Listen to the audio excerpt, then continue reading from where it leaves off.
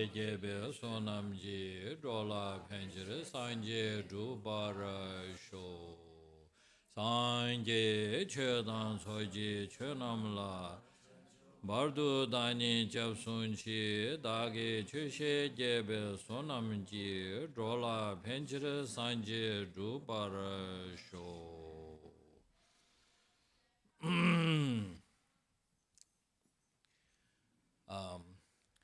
Good evening, everybody. Buonasera. Today's subject of discussion or talk is supposed to be on the LamRim. The topic is LamRim, and I'm supposed to give a general presentation of LamRim. So I'll try to explain that as best as I can in my own capacity and in a freestyle. Buonasera a tutti, il soggetto della discussione di stasera sarà il LamRim e cercherò di dare una spiegazione di questo nella migliore delle mie capacità e sarà un po' freestyle, un po' stile libero. Generally, from the Tibetan Buddhist Gelugpa tradition point of view, I call it Tibetan Buddhist Gelugpa tradition point of view because Gelugpa is part of a Tibetan Buddhist tradition.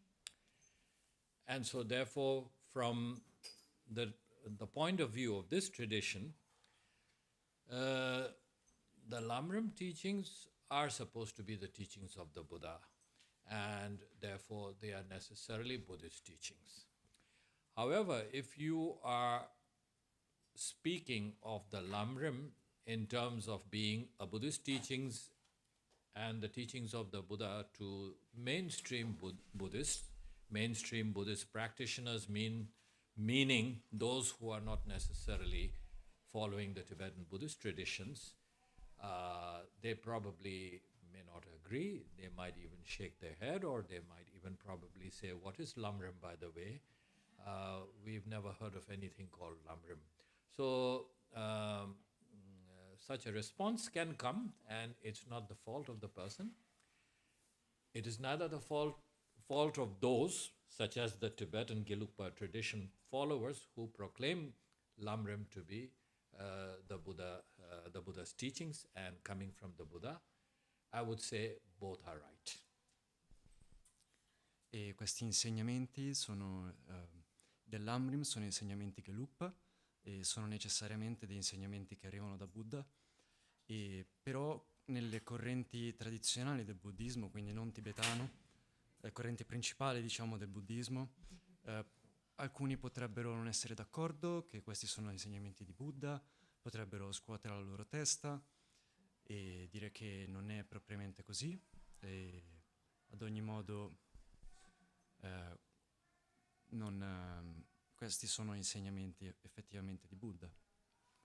The LamRim teachings are also proclaimed as to be Mahayana teachings, Mahayana corpus of teachings. When I say Mahayana, I'm sure most of you know what I'm talking about, but there might be a possibility of those who do not know that there is a tradition in the Buddhist what you call lineages known, or the practice known as Mahayana. So therefore, just to let you know, in the past, that is 900 years back precisely, that would be still about 1,000 years away after the passing away of the Buddha, okay? 900 years back precisely, there were many schools of Buddhism, but they could simply be divided into the small vehicle school, just called the small vehicle school, and the large vehicle school. I'm just making it simpler, because if I start using the technical names, it might sound like Latin and Greek to you. So let me use just very simple terms.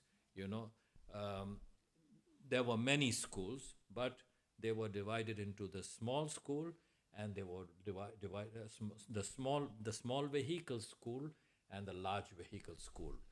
Within the small vehicle school, there were 18 different denominations, or 18 different schools. And within the large school, there were 4 different schools. Now the small school could simply be called Hinayana, and the large school could simply be called Mahayana. Let me use at least two technical names so that you don't have to scratch your head to remember it. Two technical terms will be simple: Hinayana, Mahayana. Hinayana had 18 schools, Mahayana had 4 schools. E questi insegnamenti sono insegnamenti Mahayana, che hanno circa 900 anni, quindi sono insegnamenti dati assemblati 900 anni fa, e appunto c'è questa distinzione tra diverse scuole, e lui la essenzializza in quello che è il piccolo veicolo e il cosiddetto grande veicolo. Quindi il piccolo veicolo è Hinayana e Mahayana. Ci chiede di ricordarci almeno questi due termini tecnici. Hinayana è diviso in 18 scuole diverse, e Mahayana in 4 scuole. The small vehicle school was called small because of the goal, the objective, and the perspective of the way it saw the path to enlightenment as being. The objective and the goal that it incorporated, due to that, it was called a small vehicle school. Now, why small and why vehicle? Vehicle, as you know, it refers to something that carries people across, from one place to another, whether it's a ferry boat, whether it's a car, whether it's an airplane. In modern terms, I mean, these are vehicles.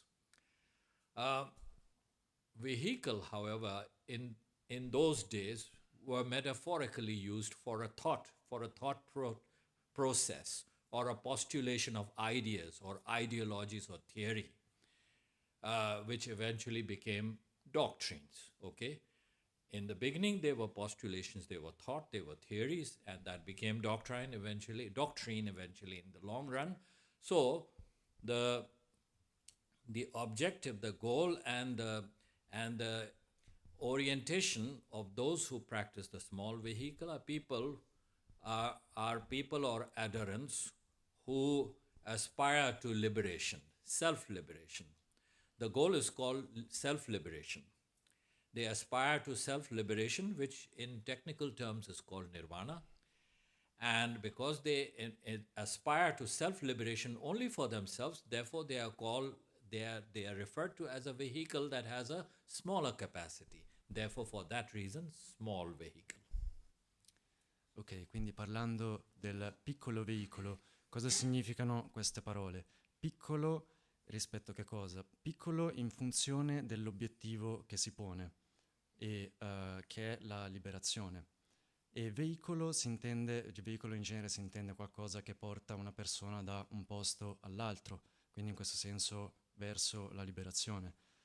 Ma anche originariamente un veicolo era metaforicamente inteso come un veicolo del pensiero, quindi che inizialmente era come un pensiero, e poi dal pensiero si è costruita la dottrina. E quindi il piccolo veicolo non è piccolo in senso denigratorio, ma è piccolo perché rispetto a quello che è il grande veicolo, e quindi perché il fine di questo è l'autoliberazione, quindi la liberazione di se stessi. The large vehicle protagonists were people or adherents, or let us say practitioners, or aspirants, call them whatever. Those on the path who aspired to the state of full enlightenment. Full enlightenment, so that they could be capable enough to take all other living beings at large to that very state. So because of that incorporated thought, which had a larger perspective, with a goal further beyond that of self-liberation, therefore for that reason it has been called a large vehicle, mainly because it holds a capacity greater than that of the earlier mentioned small vehicle. Quindi mentre prima appunto parlavamo dell'obiettivo come il nirvana, quindi la liberazione di se stessi, nel Mahayana l'obiettivo è di raggiungere l'illuminazione per il beneficio di tutti, e quindi per questo è un obiettivo più grande. E gli aderenti, appunto i praticanti di questo, hanno questo come obiettivo nella loro mente, come considerare l'altro più importante di se stessi. And as I said earlier, the small school further divided into 18 different schools of denominations, of which today, in the modern times, those schools have all joined, or let us say they have all combined to become one, and they became Sthavira later, about 100 years or so later, and that school, which is called Sthavira meaning the elders, the way of the elders, or the elders, just merely elders. This school later came to be known as what you have today in modern times called the Theravada tradition. So the Theravada tradition is from that background of Sthavira, which in turn is from that background of the 18 schools earlier existing of the small vehicle or Hinayana. Quindi nell'Hinayana, come abbiamo detto in precedenza, era costituito da 18 scuole diverse che poi si sono riunite in una sola, si sono unificate in quello che sono stati chiamati gli Stavira, e che si può tradurre come la via degli anziani, degli antichi. E questi poi sono stati conosciuti, sono diventati quelli che conosciamo oggi come i Theravada. The Mahayana further divided into 4 different schools, of which one is known as the mind-only school. The mind-only school. No, wait a moment. The mind-only school, not 4 schools, 2 schools. Sorry, the mind-only school and the consequentialist school. Of course, the mind-only school comes under another elaboration also, but we won't discuss that. We will just call them the mind-only school, which is Chittamatra, and the consequentialist school, which is called Prasangika. That is the technical Indian name. I'm not using the Tibetan names right now. Let it aside. E quindi invece per i Mahayana in realtà sono 2 scuole, non 4 come avevamo detto prima, poi ci sono altre diramazioni, e quindi una è quella chiamata, si può tradurre con solamente, Chitta Mantra, e l'altra, che poi anche questa appunto diceva a sua volta un'altra diramazione, ma non entreremo in questo dettaglio adesso. E poi ci sono i conseguenzialisti, che è il nome indiano Prasangika. It's normally like this. Let me put it the way it is. Maybe it's a little bit technical discussion. Madhyamika school and the mind-only school. These were the 2 prominent schools. Madhyamika school, that is the middle view school. Chittamatra school, the mind-only school. These were the 2 schools of Mahayana. Quindi queste 2 scuole appunto erano, mettiamolo in questi termini un po' più tecnici, una era Madhyamika, quindi la via di mezzo, e l'altra solamente Chittamantra. Madhyamika was divided into into one of the schools known as the Vaibhashika Madhyamika, and the other which was known as Prasangika Madhyamika. Prasangika Madhyamika, or let us say the first school did not survive. The Prasangika school, consequentialist school, did survive. What was the name of the first one? Vaibhashika. Ok, quindi poi la scuola Chittamantra solamente si divide a sua volta in queste altre 2 scuole, di cui una non è sopravvissuta, che è Vaibhashika, e mentre quella che è rimasta è Prasangika Chittamantra, Madhyamika.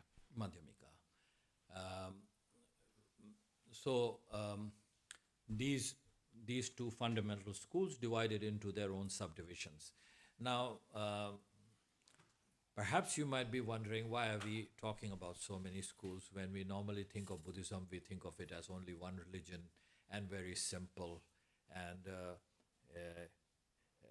like it is represented by as Vipassana, or it is presented as Zen Buddhism, or as colorful and what you call very ritualistic, like the Roman Catholic or like the Tibetan Buddhist schools. And what is this discussion? Why is the discussion starting with this? Perhaps you might be wondering. E magari vi starete chiedendo perché tutti questi tecnicismi riguardo a parlare delle scuole che sembrano complicazioni, no? Che appunto, quindi abbiamo queste due scuole che si diramano a loro volta in altre due scuole. Qual è il punto di tutta questa discussione? Perché magari uno quando pensa al buddismo sembra una cosa semplice che uno associa con il vipassana o lo zen o cose colorate come può essere per i cattolici. E quindi perché stiamo iniziando da questo? So now the reason why I'm doing that is to simply try to first give you the technical terms and tell you simply this, that there was freedom of expression in the teachings of the Buddha from the very beginning. It is not like any Tom, Dick and Harry could come and say, this is the teachings of the Buddha, and that's it, and everybody would say, hallelujah. That's not the case. That is not the case. It so happens that there was a freedom of expression and many versions and many interpretations of the teachings of the Buddha. And eventually there was very intensive debate and some hostility and some jealousy and some competition amongst these schools, which is very normal because human beings, if there are two, there will be gossip. If there are three, there will be argument. If there are four, there will be quarrel. That's a typical Tibetan saying. Whatever religious protagonists, people will fight, people will go eat, people will sleep, people will go to toilet, so it's no big deal.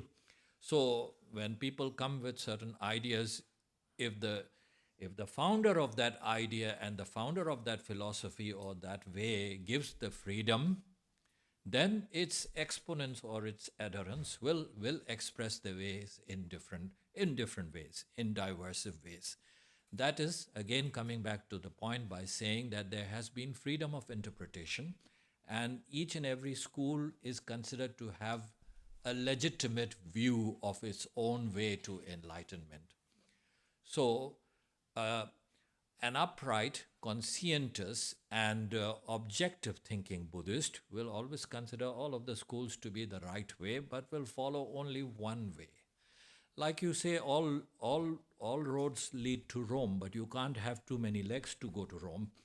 You have only two legs to go via one way to Rome. Even if you say all roads lead to Rome, that's a beautiful saying. It almost is metaphorical in the sense that some people may say all religions lead to God. But all religions are not about God. The problem with monotheistic believers is that they think that every religion has to be related to a central figure and one powerful being called a creator. And the problem with the polytheistic believers is they think that there has to be many gods for the believer or the adherents, and it is strange that there is only one God there. So it is the respective viewpoints of people who live in a bubble. People who think in terms of a spiritual path should think of it in terms of diversity and what you call a blueprint, a path that is well defined and not, freestyle. You can do this, you can do that. It can't be freestyle. It has to be a well-defined path. It has to be a blueprint.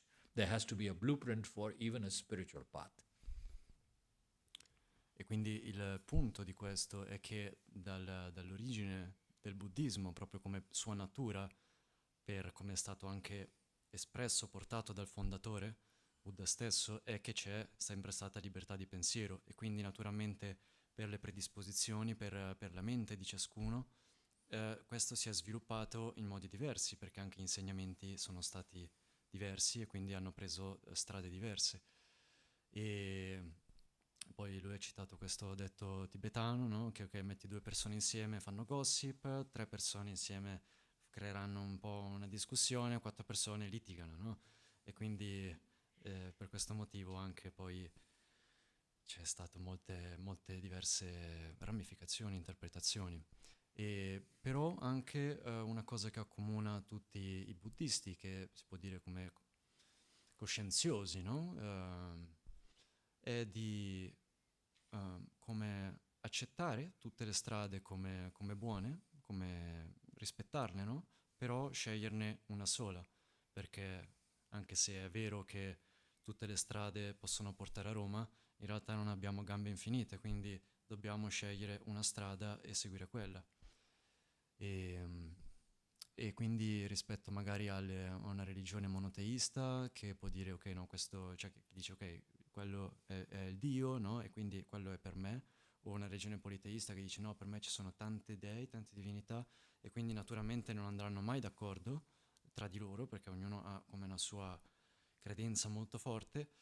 La caratteristica del buddismo è invece anche come di avere una grande apertura, no? E accettare e rispettare le diverse possibilità e interpretazioni.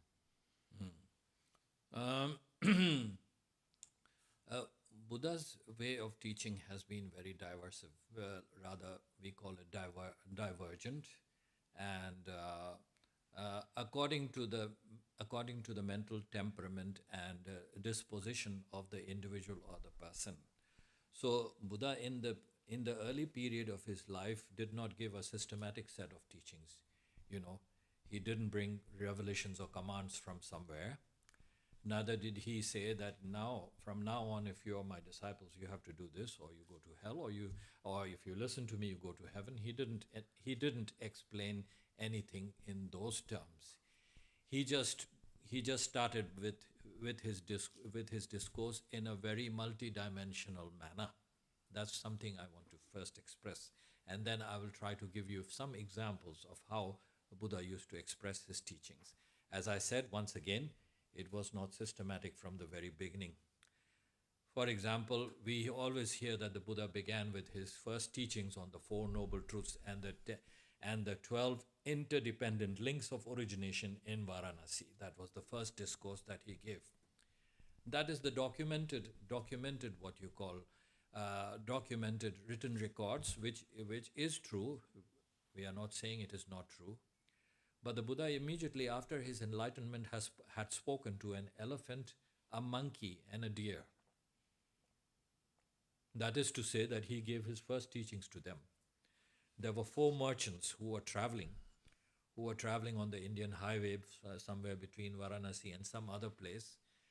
And these merchants had nothing in mind but only about meeting a soothsayer or a holy man so that they could go and receive blessings to be able to be successful in their business venture. So they came with a business question. What should we do to be successful, to make profit? How should we make money? And Buddha gave them an answer. Now, classically speaking, this may not be considered to be the teachings of the Buddha, and the very Buddhist refined scholars are probably going to laugh if you say to them, this was the first teachings that the Buddha gave to a monkey, to an elephant, and to a deer. What could have that been? Yeah?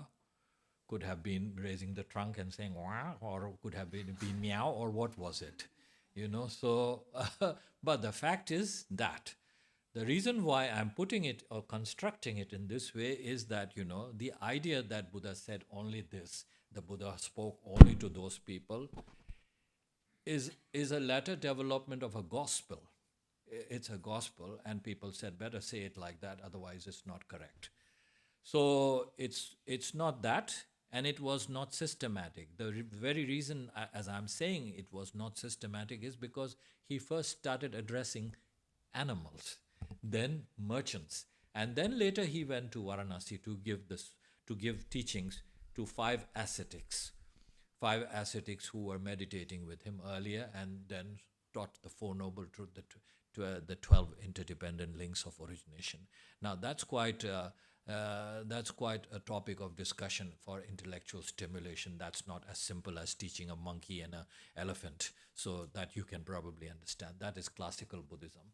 But I'm trying to say this is the reason why I say that his teachings were not systematic. And his teachings didn't begin even very formally. It began very simply. It began addressing the needs of merchants. Now, what would he say to the merchants? The merchants were not interested in enlightenment.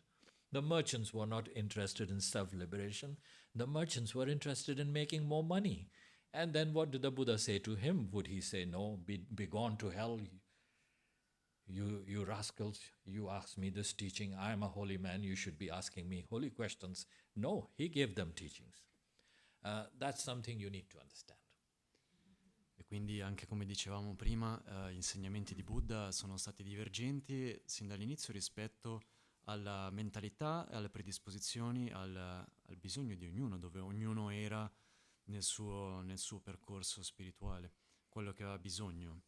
E non è mai stato sistematico, non ha creato come un sistema e ha detto tu devi fare così, devi fare cosà, come imponendo anche come una sorta di dottrina, no?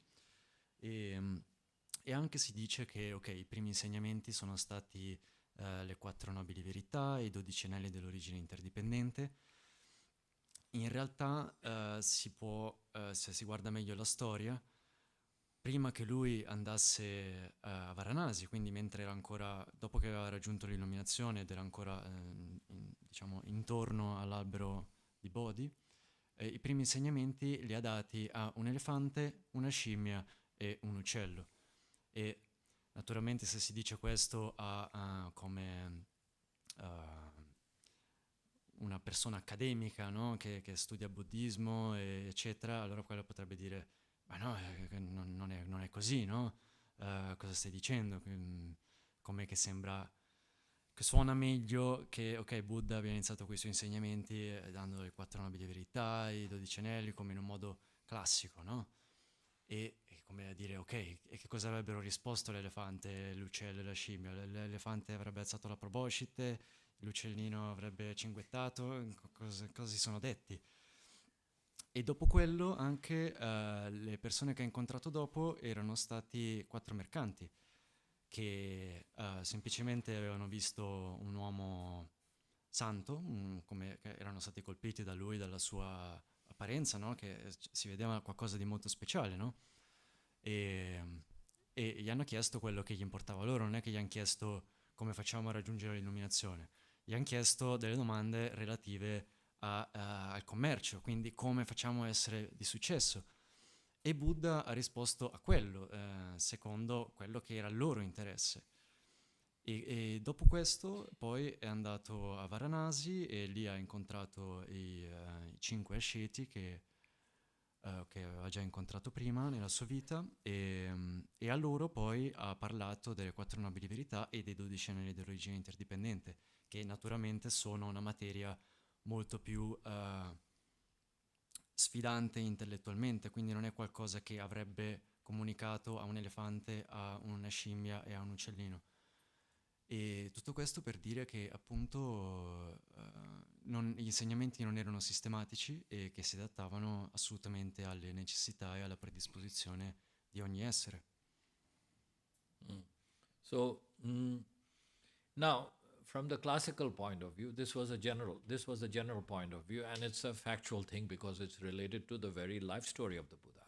So if you read from the Pali sources, or if you read from Lalita Vistara, the Mahayana sources, you will find it there. You will find it there. The general understanding of the Mahayana school is that the Buddha taught in 3 different occasions, on 3 different moments, in three different interpretative ways.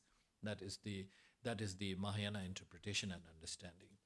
Generally speaking, the Hinayana schools do not speak of it in this sense, but the Mahayanists do speak of it in this sense. So therefore, the Hinayanists will not agree, will probably deny that there has been three discourses on 3 different occasions. They may deny that kind of a setup. But besides denying, there's nothing more than that. They just say, no, Buddha has given those teachings in one go. He didn't give it in 3 different occasions. So it is the Mahayana school that says that Buddha taught on 3 different occasions, 3 different ways or 3 different interpretations of the path. E secondo i Mahayana, Buddha ha insegnato in 3 diverse occasioni, momenti e con 3 diverse interpretazioni. E su questo gli Hinayana non sono d'accordo, comunque sia la visione dei Mahayana è riportata effettivamente nella storia, nella trasmissione dei sutra. It's called the first turning of the wheel of doctrine, the second turning, and the third turning of the wheel of the doctrine. Turning of the wheel refers to putting the doctrine, putting the teachings into motion. You know, this is a very Buddhist way of referring to, you know, expounding the teachings or setting the teachings into motion. That means the Buddha starts teaching and his audience starts hearing and trying to digest or trying to comprehend or understand what he's saying. That process is called the turning the wheel of Dharma. Okay, so as I said, Buddha gave discourses on 3 different occasions. So therefore, those 3 occasions are referred to as the first turning of the wheel of Dharma, the second, the third. E questi si chiamano anche, questi 3 diversi momenti in cui Buddha ha dato insegnamenti, si chiamano anche 3 diverse volte in cui ha girato la ruota del Dharma. Girato nel senso di messo in movimento insegnamenti, no? Quindi come li ha espressi, le persone li hanno ascoltati, li hanno assorbiti e quello poi richiede un processo di digestione, di integrazione di quelle. E quindi in questi 3 diversi momenti, appunto, questi si riferisce a questi come i 3 diversi giri della ruota del Dharma. There was a particular set of audience in the Buddha's teaching in the first turning of the wheel of Dharma, and there the Buddha, the substance, because we can't talk about everything, what did he teach from beginning to the end, but we can summarize it like this, that the substance of the teaching of the Buddha given during the first turning of the wheel of Dharma was that all phenomena or existence lack inherent existence. They lack intrinsic nature of existence. This was the substance of his teaching. Of course, it was elaborated with examples, with anecdotes, with metaphors, and it was explained very elaborately. But if you put it into a substance, into a summary, it is that all phenomena or existence lack inherent nature or intrinsic nature. Quindi nel primo girare della ruota, per metterlo come in una sostanza, perché naturalmente non possiamo andare nel dettaglio di tutti gli insegnamenti che Buddha ha dato dall'inizio, non c'è tempo per questo adesso, però in sostanza poi lui l'ha elaborato con metafore, aneddoti, andando nei dettagli, eccetera, però la sostanza è che i fenomeni mancano di un'esistenza intrinseca. It's rather like this. It is non-intrinsic, means does not inherently exist. Sorry, not even that. It is actually inherently existed, intrinsic in nature. Sorry, I made a mistake. Sorry. It's inherent in nature, the inherent nature of phenomena or existence, that it has an inherent nature. That was the first turning of the wheel of doctrine. No, ci siamo sbagliati, ci siamo confusi sul primo punto. Primo girare della ruota della dottrina, in realtà veniva detto che i fenomeni hanno un'esistenza intrinseca, non che mancano di un'esistenza intrinseca. That was addressed to a particular gathering or a particular audience. Now, let's not talk about what this audience was because it's another discussion. Just it was a very particular group of people, group of an audience that the Buddha discussed. Buddha expressed this view that they all have inherent existence. All phenomena existence is of the nature of inherent existence. Now, in the second turning of the wheel of Dharma, the second turning of the wheel of the doctrine, the Buddha said all phenomena lack inherent existence. So in the first he said they are inherently existent. In the second, he was speaking to a second group of second set of an audience, to whom he said all phenomena lack inherent existence. So what he did practically was contradict himself when he said it has inherent intrinsic nature, and in the second he said it has no inherent intrinsic nature. E in questi tre diversi momenti di insegnamenti che lui ha dato a dei pubblici, degli insiemi di persone diversi, con caratteristiche diverse. Adesso anche non entreremo in dettagli di questo, però appunto al primo pubblico, ai primi discepoli, lui ha insegnato che i fenomeni hanno un'esistenza intrinseca. Nel secondo girare della ruota della dottrina, lui ha detto che mancano di un'esistenza intrinseca, e quindi lui effettivamente, praticamente, si è contraddetto tra il primo girare della ruota e il secondo. Then on the third turning of the wheel means the third occasion when he spoke, when he gave his teachings, there was a mixed audience. A mixed audience meaning some similar to that of the first audience, and that of similar to the second audience, but again a third different variety of audience, meaning of different temperament, of different thinking. They were all gathered together. And to them, he said, phenomena is inherent and also lack inherence. He said both, which then to the mind of a simple farmer would be total contradiction and total confusion. You understand what I mean? to a simple farmer, because a farmer is all about farming, you don't find lawyers or doctors go farming. Yeah, so to a simple farmer, this would be total chaos and confusion. This would be the response. So, therefore, at a later stage, the Buddha explained why he said three different things on three different occasions. He explains.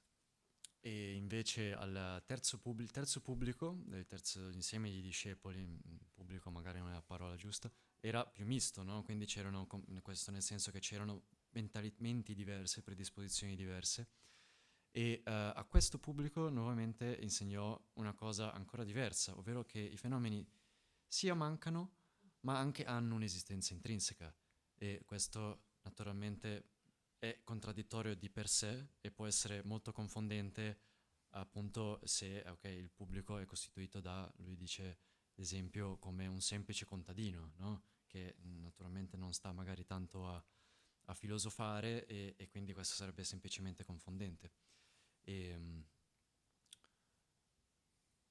What was the last thing you said? The last third turning of the wheel, that is the third occasion when he gave again the third set of teachings. At that stage he said phenomena in existence are both inherent and also non-inherent, that both are applicable. He brought these two contradictions together and said both are okay. E poi effettivamente also because during the third discourse there was a totally different kind of an audience. Mm-hmm. Yes. And to that audience it sounded very sensible. Like, for example, if you say these days, even in the third millennium, there are people whom you can say, if you slaughter animal, if you kill people for a good cause, you will go to heaven. You can say that, and there are audiences for that. They are not only there in the Sopranos or in the theaters. There are audiences for that. There are people whom you say you should do no mental activity. You should just empty your mind and think of nothing. And there is an audience for that also. There will be thousands. And there are others who will say this is totally dumb and stupid. There are also thousands. So only a Buddha can express himself to such a diverse audience. Somebody who's not a Buddha will find great difficulty expressing themselves because they themselves are blockheaded. Blockheaded, you know that? Blockheaded means you cannot think out of the box. E quindi sì, appunto, lui nel terzo girare della ruota ha detto queste cose contraddittorie perché il pubblico era sensibile a quello, era in grado di recepire quello, era quello in qualche modo che ha bisogno di sentire, no? E quindi lui ad esempio anche dice, ok, c'è a chi puoi dire che tutto quello che devi fare è meditare, svuotare la mente, è solo quello, magari un altro gli puoi dire, ok, devi uccidere un animale e con quello andrai in paradiso, e c'è chi assolutamente ci può credere, e tutto questo genere di cose, no? E però poi effettivamente più avanti, poi Buddha ha spiegato il perché, no? Comunque ha dato una ragione del perché gli insegnamenti sono stati così diversi. There is another paradigm of the skillfulness of the Buddha when he teaches, and that is metaphorical, but it has to be explained in terms of that so-called anecdote. Okay. Ok, gli insegnamenti di Buddha hanno anche un altro modo di essere trasmessi che sono in modo più metaforico, attraverso degli aneddoti. For example, there is a house, there is a mansion, there is a 3-storied mansion completely burning with fire. It has caught fire. There are no fire extinguishers. It didn't exist 100 years back. So the 3-storied mansion has caught fire and it's burning.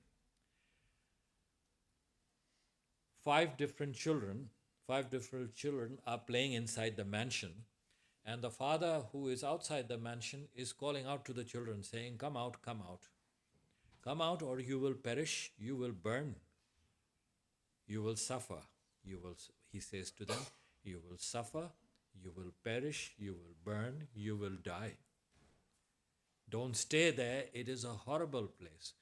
But the children are so intoxicated with their toys inside the burning house that it doesn't occur to them because they have never experienced being burnt by fire. So regardless of how loudly the father calls out saying, come out, it is dangerous, you will die, you will perish, you will suffer, the children don't listen. So when the children don't listen, the father uses another trick. He says, if you come out, I will give you a chariot pulled out by a horse. I will give you a chariot pulled out by an elephant. I will give you a chariot pulled out by oxes. And I will give you another chariot pulled out by toys. We are talking about medieval days, an example of toys. It's not Toys R Us, okay? So it wasn't Disneyland those days. Toys were simple. It's medieval times. So, but the father is talking about different toys. Toys pulled by horses, toys pulled by bulls, toys pulled by elephants, yeah, things like that. So these chariots pulled by different animals, one better than the other. So the father starts saying these things to the children. When he says these things to the children who like toys, the toy pulled by bulls, they get excited. The ones who like chariots pulled by horses, they too get excited. The ones pulled by elephants, they too get excited. So they all think they are going to get what the father says he will get. But the father actually only has chariots pulled by bulls. He doesn't have the ones by horses. He doesn't have the ones by elephant. Nonetheless, he uses this to save them, to bring them out of the burning house. So when the children, excited hearing the father say this, come out of the house and then catch hold of the father and say, now, where is my chariot pulled by the horse? Where is my chariot pulled by the elephant? So the father says, I have them, but it's only a chariot with the bull. So the children then feel that the father, what he said originally is not exactly what he's giving us now, but at least there is something to play with, something new to play with, so they are satisfied. Likewise, the Buddha is like that father standing outside the burning 3-storied building. That 3-storied building is our so-called existence, cyclic existence, which is what you call a perpetual hell, a perpetual what you call source of misery and suffering, non-stop perpetual misery and suffering. And the children playing inside are living beings, us sentient beings, who don't realize that the very existence that we see as a Jurassic Park is in fact a burning inferno going to burn us going to, incinerate us into ashes. We don't realize it. We think it's lovely, it's wonderful, it ought to be cherished. I ought to live more, longer and longer. Even if my tooth fall out, even if my hair grows white, I ought to keep on living. It's lovely, it's wonderful, and I'm becoming lovelier and lovelier and lovelier. Something like that. So the Buddha starts saying, look, if you abandon this, if you come out of this, there is a way you can get these stages of the path. There is a way you can get self-liberation. There is a way you can get enlightenment. So the elephant cart is great enlightenment. The bull cart is self-liberation. Freedom from suffering and the realizations towards self-liberation is what you call the ordinary simple carts. So what the Buddha says is, look, there are these possibilities. You can gain this state of happiness, and higher than that there is a state called self-liberation. Higher than that is a state called enlightenment. So, but when these followers, when these living beings listen to the Buddha and follow the path, they discover that there is only one way that is supreme enlightenment. Just like when the children come out of the burning house, they discover that there is only one cart, and that is with the elephant. That metaphor. Does that make any sense? Yes. Yeah? Okay, very good. Otherwise I thought I was talking nonsense. Yeah, ok, yeah. Cercherò di farla con senso anch'io. E quindi, ok, ha raccontato questa storia, no? Di immaginare come una casa di 3 piani, 3 livelli, 3 stadi, che va in fiamme. E ci sono all'interno di questa 5 bambini che stanno giocando, non curanti del fatto che stia completamente andando in fiamme, no? E però loro sembra non importare, perché non hanno mai conosciuto il fatto che di cosa sia il bruciare, l'ardere, no? E quindi non sanno cosa sia realmente la sofferenza di quello, e per loro, non lo so, sono semplicemente lì a godersi il fatto di essere in quella casa, andare avanti un po' in quello. E fuori dalla casa c'è il loro padre, però, che li sta chiamando, no? Li sta chiamando a gran voce e urla: no, venite fuori, così morirete, brucerete, soffrirete moltissimo, no? Ma i bambini dicono: ma no, cosa stai dicendo? Cioè, stiamo bene, comunque stiamo giocando, non succede niente, no? E allora il padre continua a cercare di chiamarli, però questo non funziona, e allora prova una tecnica diversa, quindi dice: ok, se venite fuori vi prometto che avrete avrete un carro trainato da un cavallo, o un carro trainato da un toro, o un carro trainato da un elefante. E quindi, ok, questa appunto è una storia come antica, no? Quindi non c'erano i giocattoli, non c'era l'iPhone, e quindi cercava di sedurli con questi tipi di giocattoli, metaforicamente. E allora loro si sono eccitati, entusiasmati, hanno detto: wow, un carro, tutto per me, che bello. E allora finalmente hanno deciso di abbandonare la casa in fiamme e lasciare andare il loro destino di ardere vivi nelle fiamme della sofferenza, e di andare verso il loro padre. E il padre qui metaforicamente rappresenta il Buddha, che appunto con gli insegnamenti permette a chi lo segue di uscire dalle fiamme della sofferenza, metaforiche e non. E quindi anche questi 3 animali rappresentano... in realtà loro, quando sono usciti, hanno trovato solo il carro trainato dal toro, non c'era il carro trainato dall'elefante, non c'era il carro trainato dal cavallo, c'era solo quello trainato dal toro, no? E all'inizio, ok, si sono lamentati un po', ma com'è? Però ho detto: va bene, comunque è un carro, e quindi alla fine sono stati accontentati di quello. E questi 3 animali qua rappresentano i tre diversi stadi della liberazione. Quindi what was the horse representing? Well, the horse and the bull were representing happiness, happiness which is not self-liberation, happiness which is based on self-training, self-restraint, and contentment. So the lower scope. Not exactly the lowest scope, but the training, you could say something like the lowest scope, but it's a result of training. Okay. You can't get happiness by doing nothing. You can't get happiness by going on a holiday or spending a night in a 5-star hotel, or having yourself surrounded by the most beautiful of men or women, or having the most expensive of jewels or the best automobiles or cars. These are not going to eventually give happiness. They give temporary happiness, and there is a false impression that there is happiness. Ultimately, it becomes a cause of jealousy and struggle, and people trying to get it away from you. So it's not really happiness. Anyway, that's going to another point. The thing is that, just simply put it like this, that the offering of different chariots by the Father is similar to the Buddha offering different approaches to levels of happiness, because he knows not everybody is smart enough to go for the highest and the best.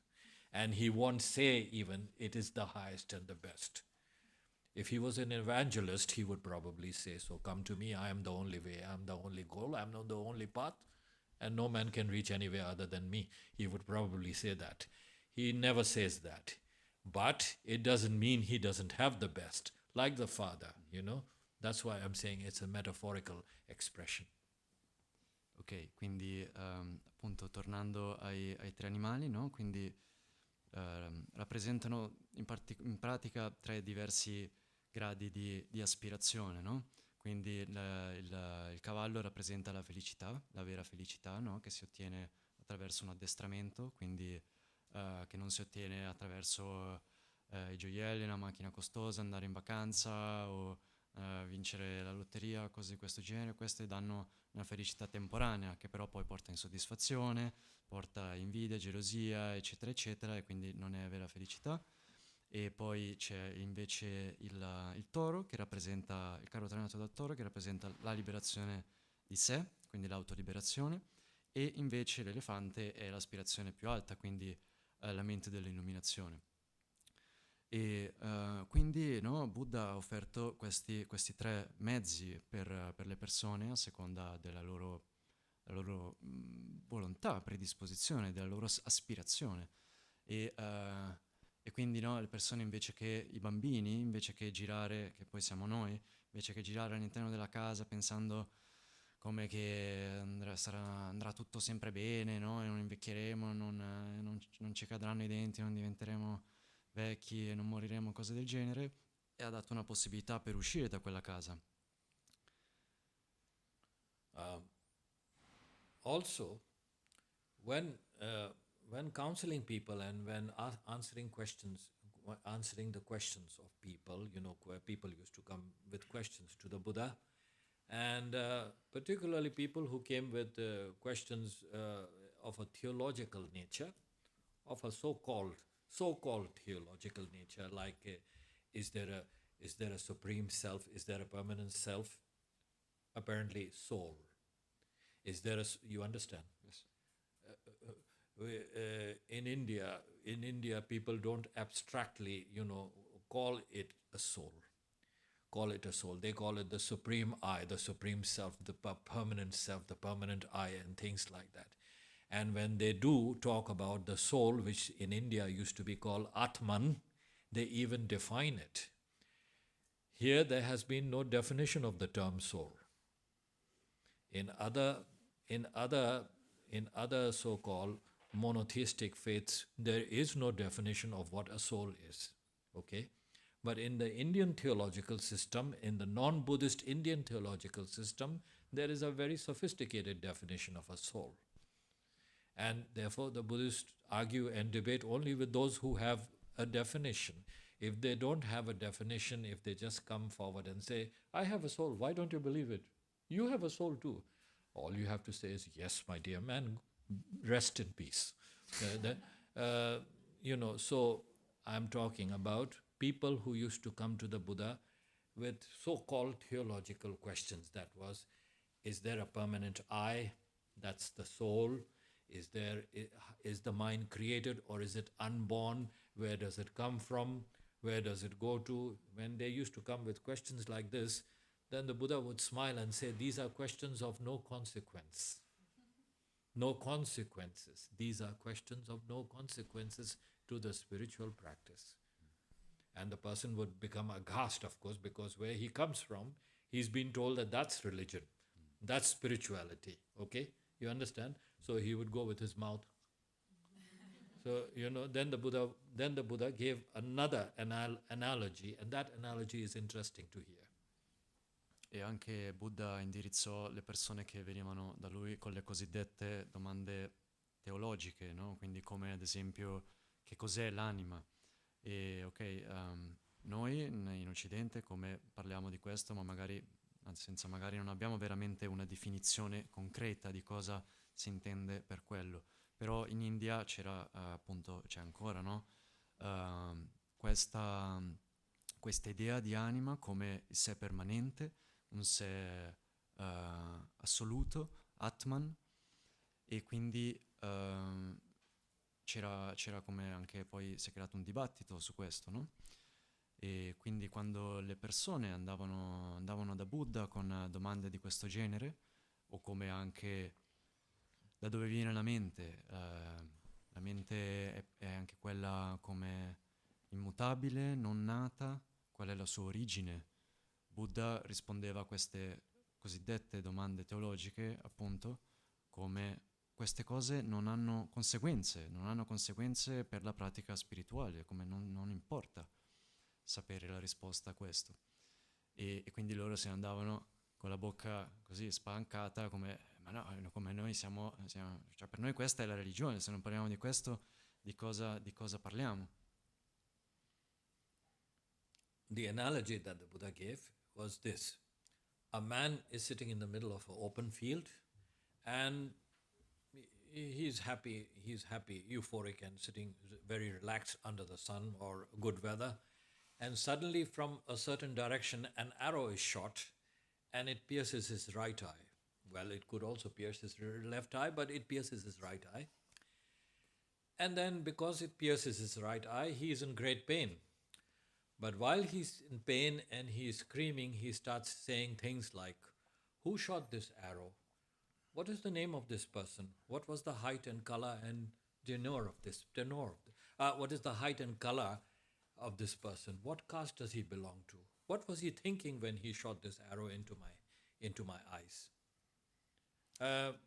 Is he short or is he tall? What caste does he belong to?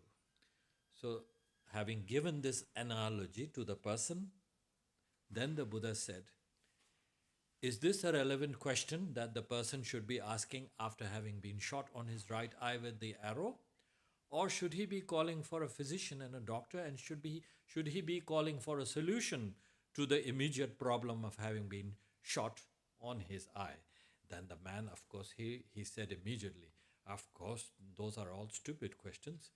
What he should be asking for immediately is a doctor to relieve him from the pain, and the first thing is to have the arrow taken out. So the Buddha said there is a way out of suffering and sorrow, and there is a way to end the vicious cycle of suffering. It is better to know how to go about that than ask if my mind came from somewhere, was it created, is it unborn, is it going somewhere, is there an I, supreme I, a soul, etc. Buddha said, therefore, it is the same like this man shouting making all these useless remarks. The real thing is he needs to have the arrow taken out. E quindi Buddha rispetto a questo fece questa metafora, no? Quindi di un uomo che sta seduto in mezzo a un campo aperto, se ne sta lì tranquillo, al sole, seduto, e a un certo punto una freccia lanciata da chissà dove lo colpisce e gli trafigge l'occhio destro, no? Poteva anche essere sinistro, era l'occhio destro.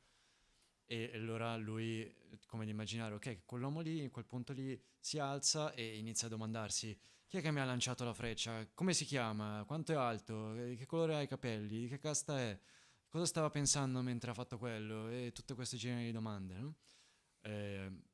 Avrebbe senso questo, o magari avrebbe dovuto in quel momento chiedersi, cioè cercare una soluzione immediata al problema immediato che aveva, quindi di tirarsi fuori la freccia dall'occhio e risolvere il suo dolore e tutto quanto.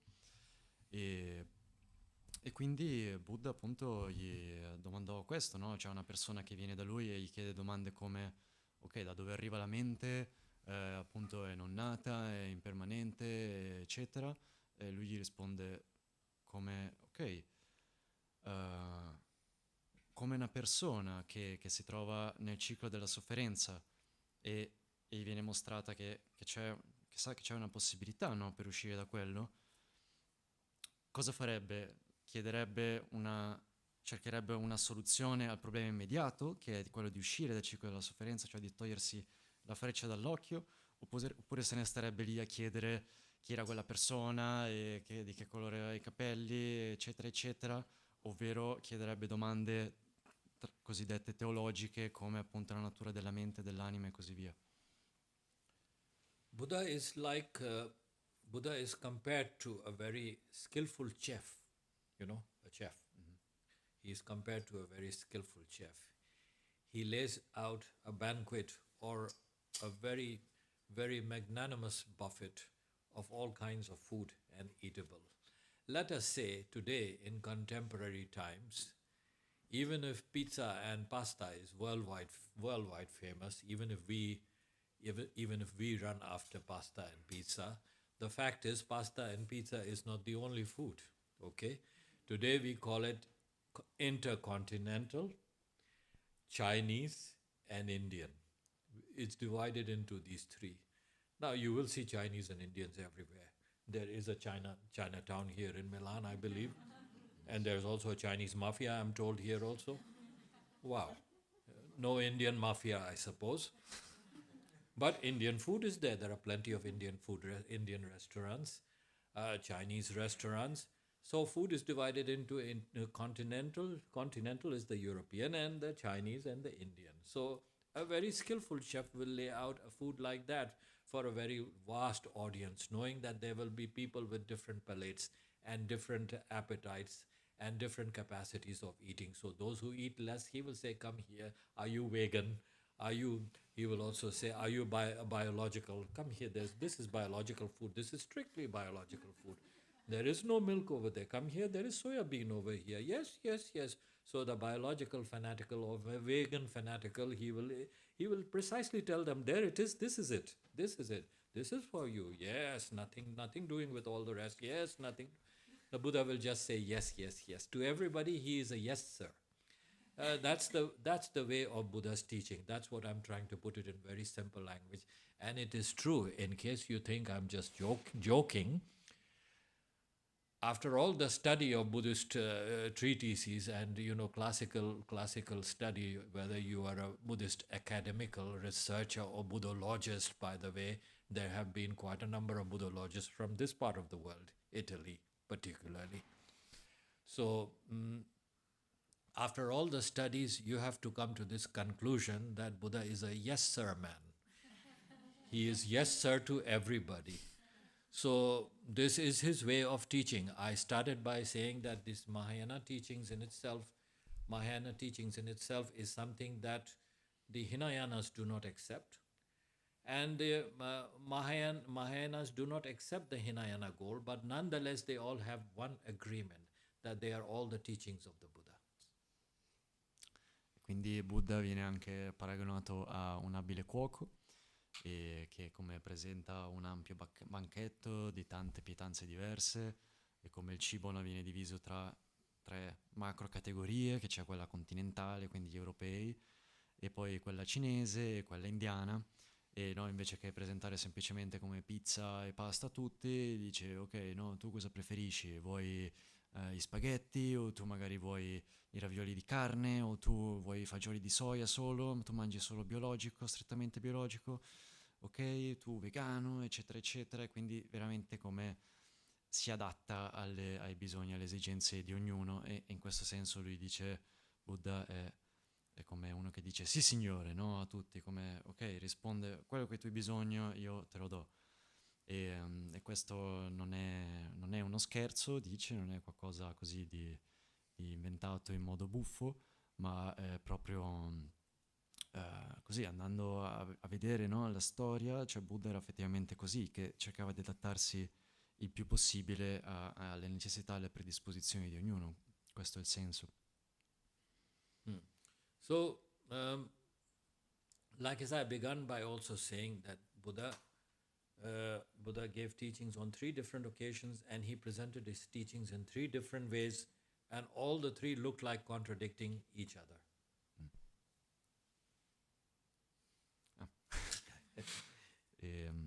No, mi sono dimenticato di dire prima che, appunto, gli Hinayana, come non accettano gli insegnamenti Mahayana, in un certo senso non sono d'accordo con quelli che arrivano da Buddha, e allo stesso tempo i Mahayana non condividono l'obiettivo dei Hinayana.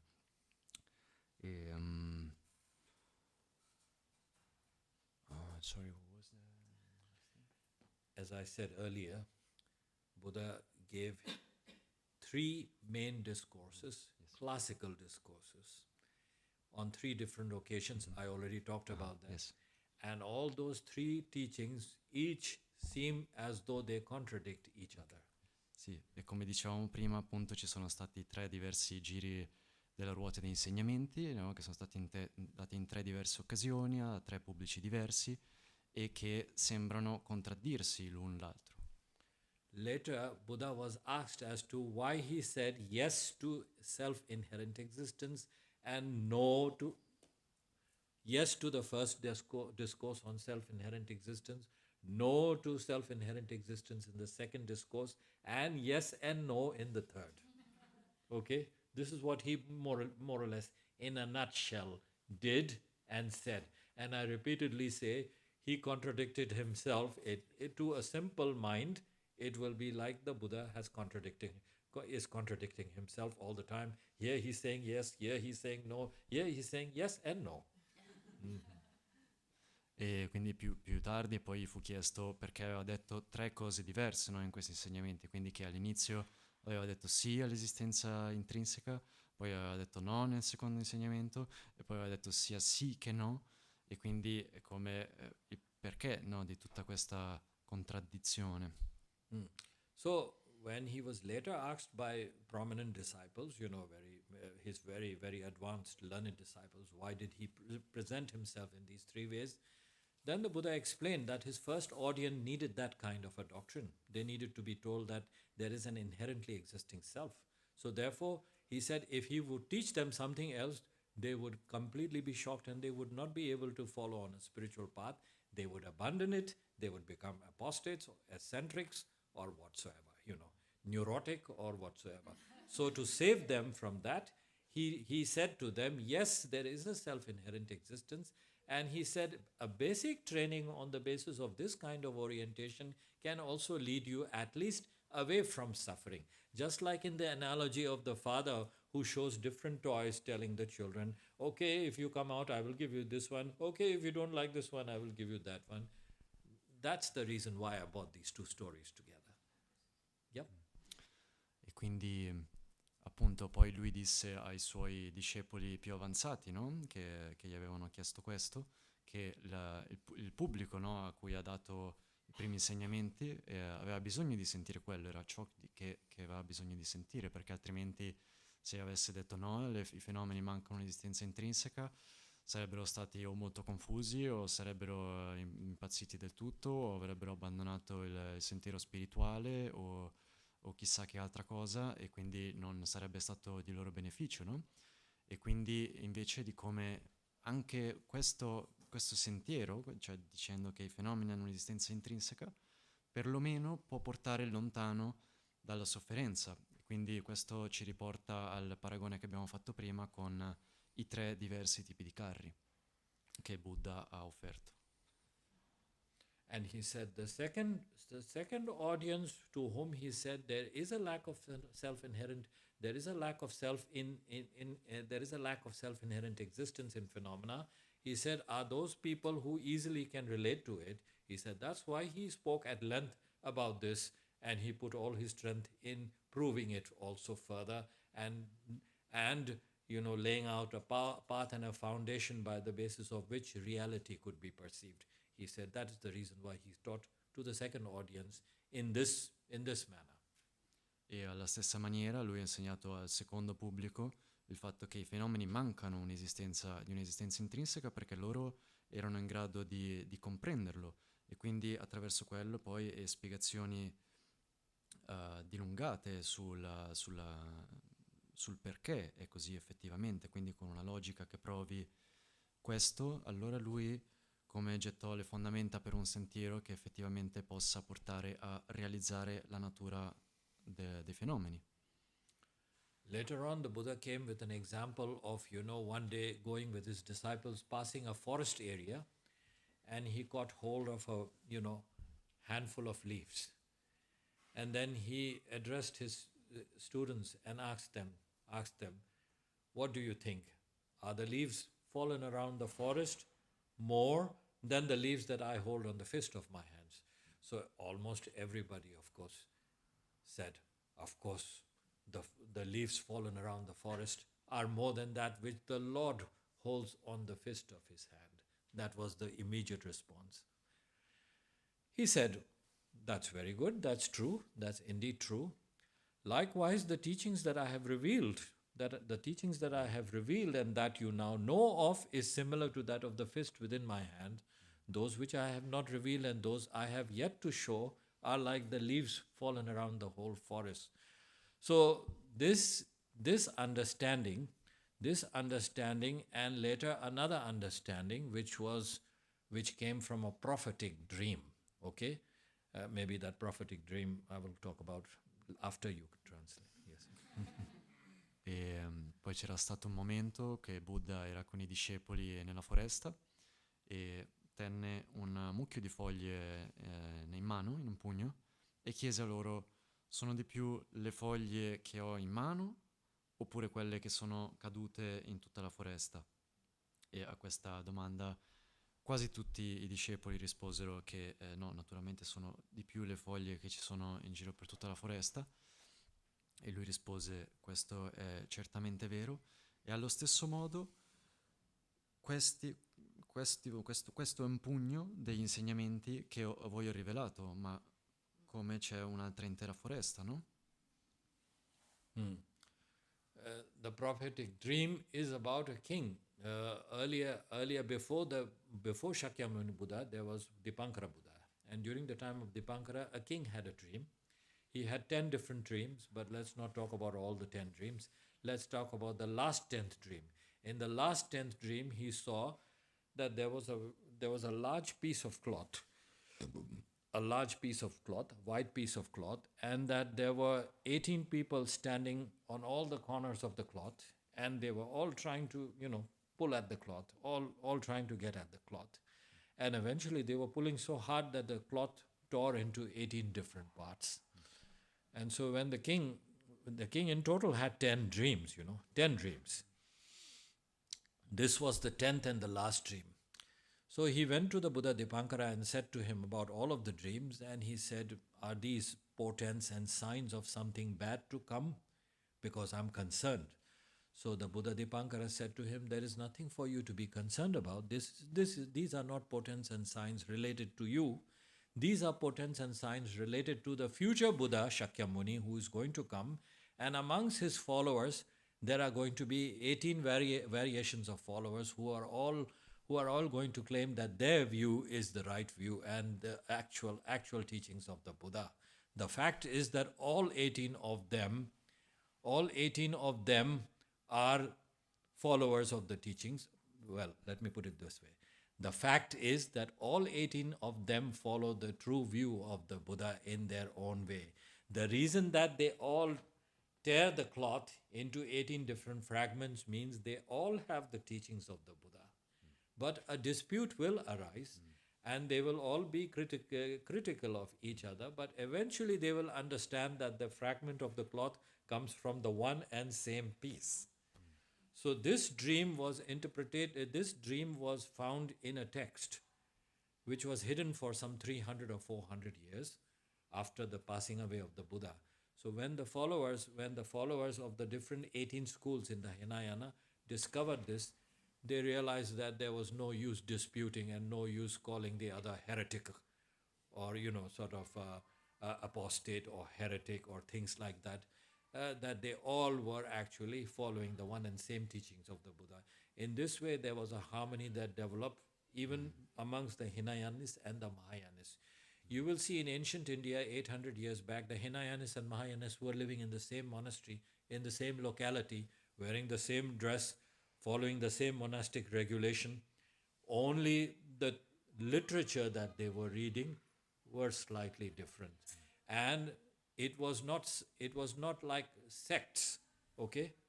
When we say Hinayana and Mahayana, it wasn't as if there were different sects and they were at each other's throats. It wasn't like that. There was certainly no such thing as that. Already I began by saying that there was a freedom of interpretation and freedom of expression, and that meant that eventually the followers of Buddhist schools had to discover it. E ha raccontato questo sogno profetico che un re ebbe ai tempi di Buddha di Pankara, che è un Buddha del passato, prima di Buddha Shakyamuni. E in questo sogno, che è l'ultimo di 10 sogni profetici che questo re ebbe, lui aveva visto che c'era come un pezzo di tessuto molto grande, e che c'erano 18 persone intorno a questo pezzo di tessuto, che ognuno tirava un pezzo dalla sua parte, no?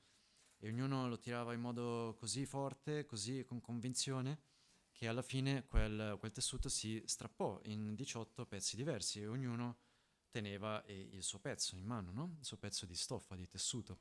E allora il re in realtà fu preoccupato da questo sogno e allora andò da Buddha e chiese: cosa significa questo? Significa che ci sono come un'ammonizione, ci sono delle cose brutte che stanno per arrivare verso di me, no? E lui disse: no, non ti devi preoccupare, questo non riguarda te, questo riguarda Buddha Shakyamuni, che è Buddha che verrà dopo di me. E questo ha a che fare appunto con le dispute che si sono create tra i seguaci Hinayana, no? Come abbiamo detto prima, ci sono queste 18 scuole e ciò che accomuna queste 18 scuole è appunto il fatto che ognuno crede che il pezzo di stoffa, di insegnamenti che ha lui sia come la verità, no? La visione completa, no? E in realtà il senso qua è che appunto ognuno come ha un pezzo degli insegnamenti, no? E che non sono come esclusivi, no? L'un l'altro. E quindi appunto poi questo sogno fu scritto in un testo che poi rimase nascosto, rimase segreto, e venne scoperto 300 anni dopo la morte di Buddha, no? E dopo quello, allora le 18 scuole effettivamente di Hinayana si riunirono e capirono che di non dover essere in disputa, in combutta l'un l'altro, che effettivamente appunto ognuno aveva un pezzo diverso degli insegnamenti e che tutti, invece che essere come esclusivi l'un l'altro, dovevano essere riuniti, messi insieme. E quindi poi anche in India, nell'India antica, nelle scuole del buddismo, Hinayana e Mahayana stavano insieme. La differenza era che studiavano testi diversi, appunto avevano approcci diversi e così via. Now, why am I talking about the very characteristic, the idiosyncrasy of the teachings of the Buddha? That is to come to the point that the Mahayana teachings was a later development. It wasn't known.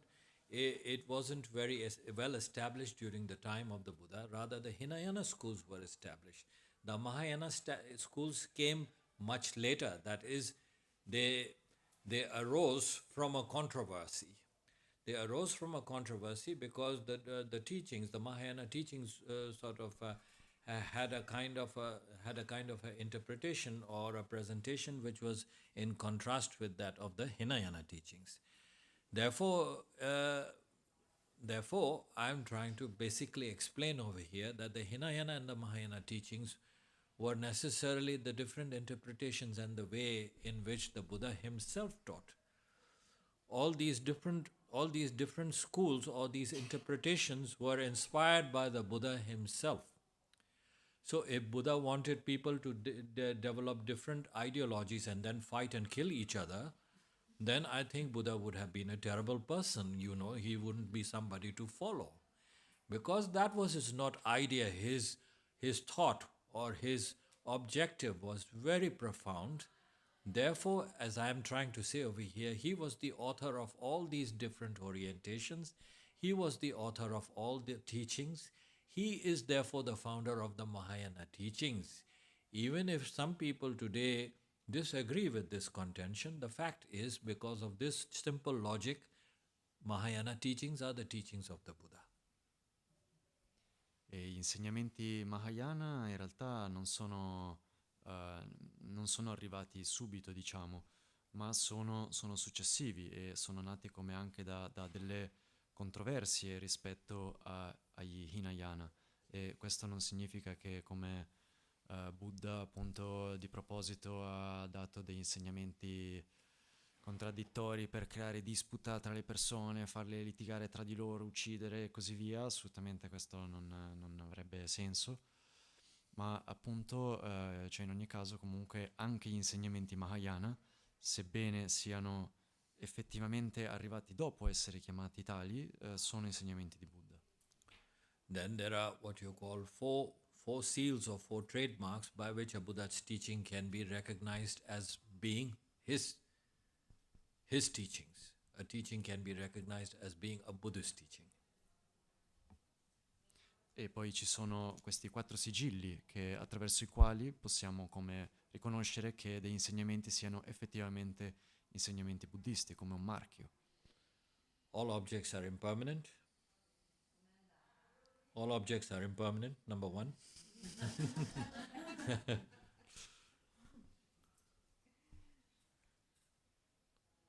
Yes. Please. Yes, ok. Because this is a technical term. If I tell you all the four, you won't be able to. Il primo è tutti gli oggetti sono impermanenti. All aggregates are of contaminated nature.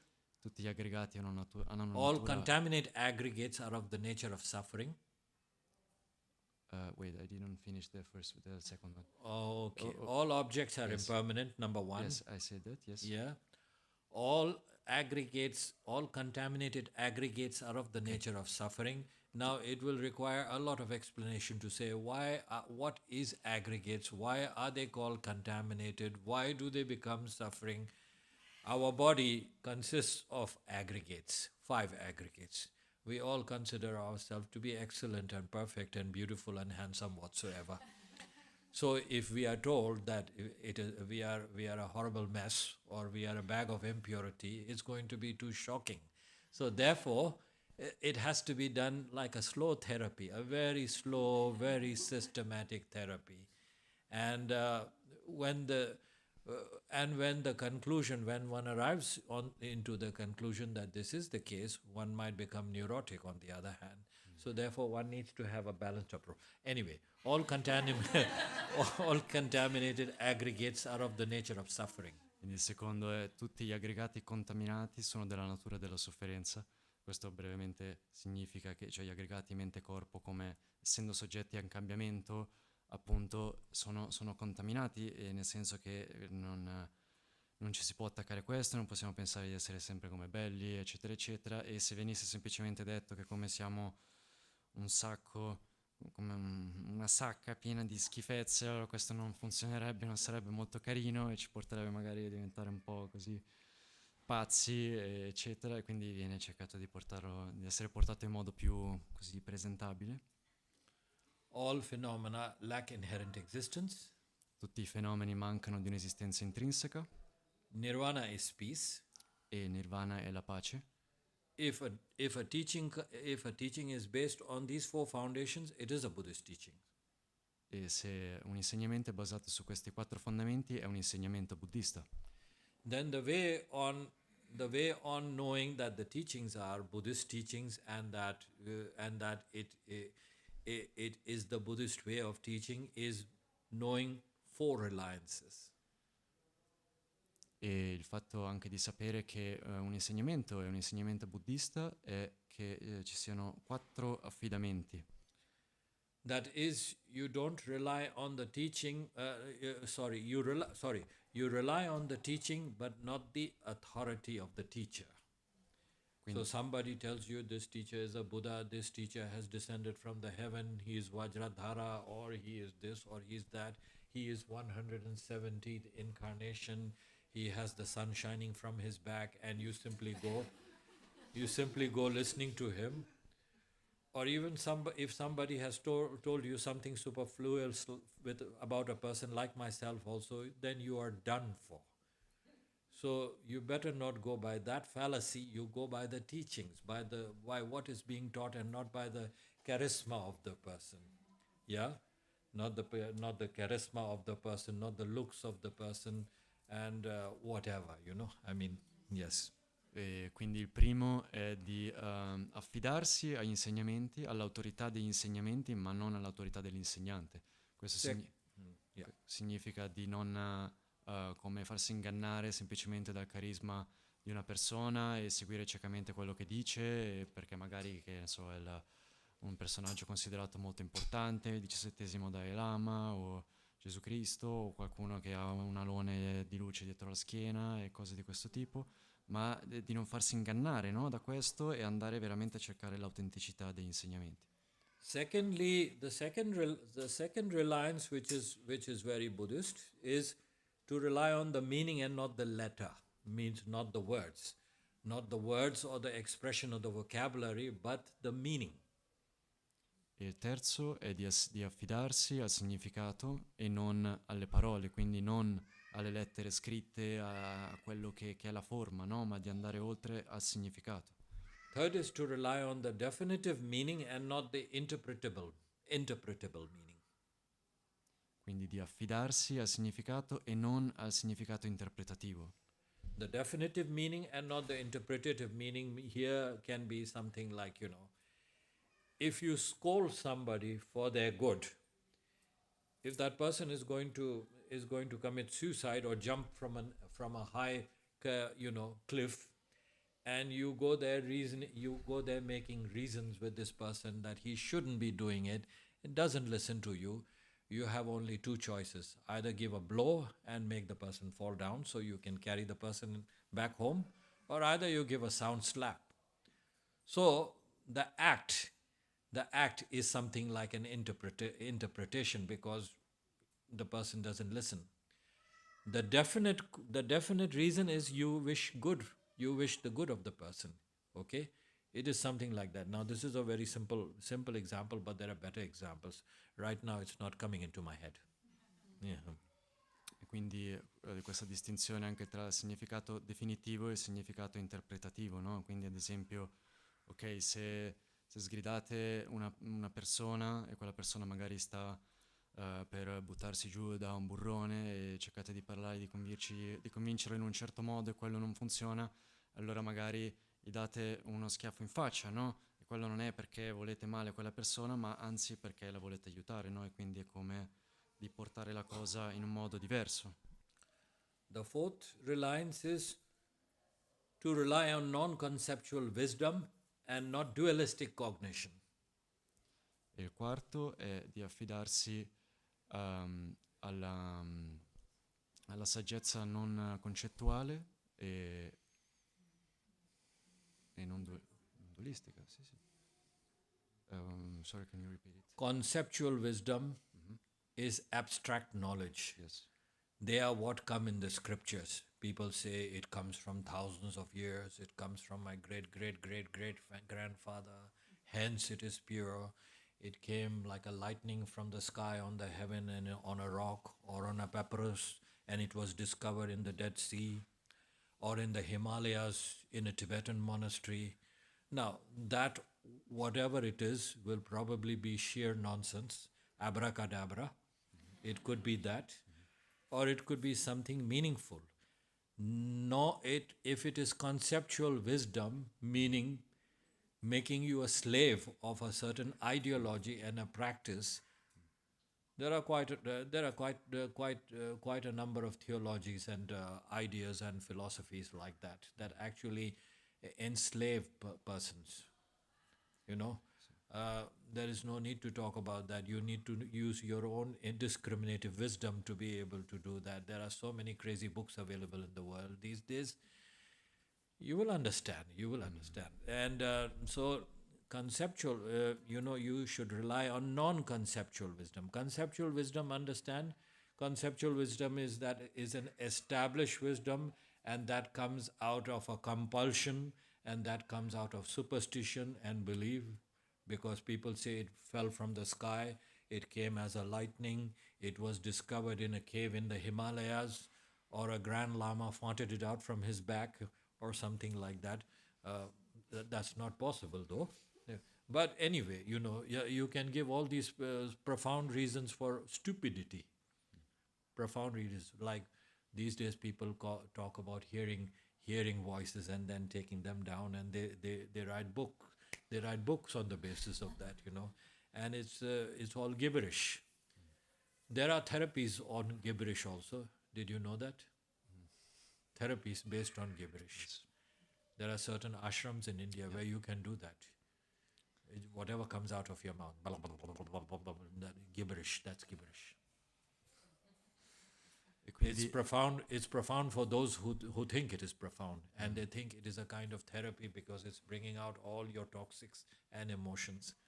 But what it actually is doing is making you a compulsive sort of what you call a habit-ridden person, because the person has nothing to tell you, which should go by reason and analysis, is more better than just telling you that this comes from a scripture, this is 1,000 years old, or this comes from a hidden treasure from here or there.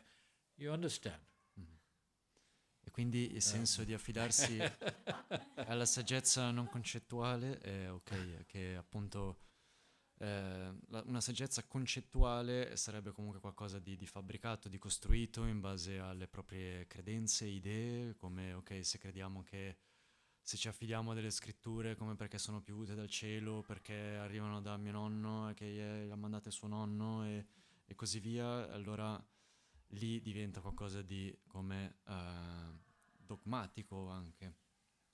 E invece quello su cui dovremmo affidarci e aderire è una saggezza non concettuale, perché altrimenti poi si finisce anche a seguire certi tipi di pratiche, di vie, come ad esempio ha citato questa pratica del gibberish, dove uno semplicemente dice tutto quello che gli passa per la mente, come immaginando che quello è portare fuori tutta la propria tossicità, eccetera, e che quello sia meglio rispetto a seguire invece come una via più logica, analitica, no? di processo.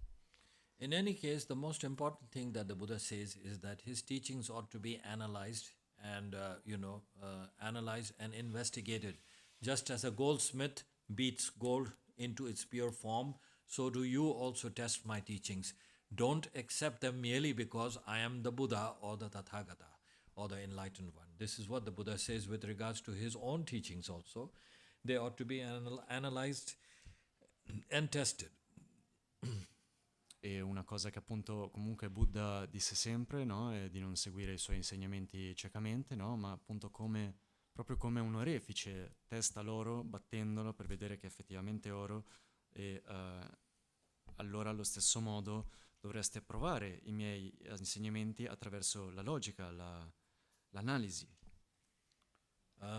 So now when you summarize the teachings of the Buddha, there is just one understanding, there is just one thing that becomes clear to the mind, that if it is a Buddhist teaching, it has to be based on rational and analysis.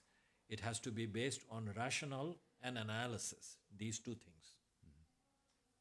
Quindi quello che dovremmo comprendere è che un insegnamento buddista, la comprensione di quello si dovrebbe basare attraverso la ragione e l'analisi, queste due cose. Nothing can be blindly followed, that is very clear. Nothing can be followed merely because it's a legacy coming as a testimony from forefathers or ancestors, or coming from a scripture, or coming from somebody of high authority claimed to be incarnation or a high being, or coming from the sky or the Himalayas, or even a Buddha 100 times born whatsoever. It doesn't make any difference, because the Buddha himself declared that even he is not to be taken in the sense of mere faith. Even his words should be analyzed. There is a reason for that. Now, if you think spirituality has nothing to do with analysis, nothing to do with reason, it only has to do with faith, all this analysis and reason is all intellectual stuff, and it's all mental gossip, and it all brings intellectual speculation, and that is not spirituality. Spirituality is just letting the mind empty, let everything go, just entering the space, and being at peace with oneself. Now, if you think like that, then Buddhism is not for you, actually. E ok, di nuovo appunto dice di come appunto non dovremmo fidarci di alcuni insegnamenti o scritture solo perché appunto come arrivano da un'eredità, no? Anche di come un lignaggio di antenati e così via, ma appunto come Buddha stesso, no? Diceva di provarli attraverso l'analisi e la ragione, no? E se noi pensiamo che un sentiero spirituale non dovrebbe avere a che fare con l'analisi e la ragione, ma solamente affidarsi alla fede, no? E che quindi tutto quello che dobbiamo fare è meditare per svuotare la mente e stare beati in uno spazio luminoso, allora e che tutto questo pensiero, analisi eccetera non è nient'altro che qualcosa che è gossip, come mentale, chiacchierio, che invece deve cessare, no? Allora effettivamente il buddismo non è qualcosa che fa per noi. So, Buddhist teachings as taught by the Buddha, during his time was not systematically set up. This is what I began today, this evening, started by saying. That was my systematic way of bringing you to the idea of where and how Mahayana stands, or how the teachings of the Buddha stand, because we are supposed to be talking about LamRim. But it has taken a considerable amount of time talking about this. So I wonder how much little bit of time that we have to say about LamRim, but I will summarize it. I thought this was very important, that's why I started emphasizing on this. E quindi ha detto tutto questo per enfatizzare il fatto di come gli insegnamenti di Buddha non sono stati sistematizzati, no? E questo anche per come introdurre al LamRim. Ha cercato di sommarizzare questo, ma ha richiesto molto più tempo di quello che si aspettava, e adesso cercheremo di parlare del LamRim e si chiede fino a che punto riusciamo a parlare di quello effettivamente. So, the teachings of the Buddha were later systematized. The Hinayana school systematized it, the Mahayana school systematized it. There is a tendency of thinking that that many of the systematization, there is a tendency amongst people who think that the systematizing basically because of being a latter development was an interpolation. Some people say it is apokira. Yeah? Apokira is a biblical term. Means not the real thing. It's fabricated. You're not familiar with apokira? Apocryphal. Okay. Yeah. Apocryphal. Yes. Interpolation. These are biblical terms, actually. They quite fit the situation here, because many people think the systematization was not the original words of the Buddha. Very simple argument amongst some people that the latter systematization is not the actual word of the Buddha. It should have been left like that. The actual or the genuine teachings of the Buddha have been lost. What you have is latter developments of people making it more and more elaborate. They don't understand that innovation is in the nature of development, and innovation is not only in technology. It should be specifically in spiritual practice. If you have no innovation in spiritual practice, you are doing one and the same thing without understanding and without developing something innovative in that. You are a stagnated swamp, you would have to say. Your spiritual practice is a stagnated swamp. Now it is putrid and smelly and not so good to look at then. E quindi negli insegnamenti Hinayana e Mahayana c'è stata sono stati strutturati più tardi, e alcune persone potrebbero dire ok, ma questa è una mera interpolazione. Lui dice come queste sono sono insegnamenti apocrifi, no? Perché questi non sono veramente insegnamenti che Buddha ha dato, sono delle fabbricazioni successive e così via, ma la realtà di come si dovrebbe guardare a questo è come appunto dal punto di vista dell'innovazione, dell'innovazione riguardo allo sviluppo della pratica spirituale. E se questo non accade, in realtà quello che c'è è stagnazione, come se fosse una palude putrefacente.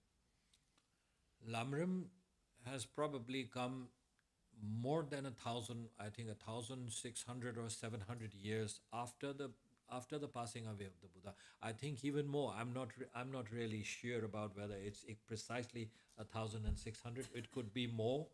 You could check it up. It is more than 1,500 years or so after the demise of the Buddha that the LamRim surfaced in Tibet. No doubt it is a Tibetan invention, and it is a Tibetan, it is a Tibetan literature, but it is a pure Buddhist teaching, and it is probably one of the most well classified, well systematized presentation of the teachings of the Buddha, because it exists in different versions. There is a large version, there is a medium version, and there is a short version, and there is even a more shorter version, and I call it a microchip version. Yes. So there is a microchip version of the Buddha. Now, if I simply say this is all Tibetan and the names are this and this is what it is called, and it seems like then I'm creating a Tibetan monopoly. Buddhism is nobody's monopoly, so it can't be the monopoly of Tibetans or even their head. I don't think so. Buddhism is for whosoever understands it the way it ought to be like. Like as I also said in the beginning, it's not for any Tom, Dick and Harry to say this is Buddhism or that is Buddhism. It is precisely, if they say this is the way Buddha has taught and these are his teachings, they have to prove it. They have to leave it to scrutiny, to open public, in the public domain. They have to bring it into the public domain to prove their point, rather than saying, I think it's so and that's enough and none of your business. It's not something like that. It has to be brought to public domain and general scrutiny. And general scrutiny here again just does not mean any public. It means people who are knowledgeable of the Buddhist teachings, and therefore it has to fit in accord. It has to fit in accord with the Mahayana teachings.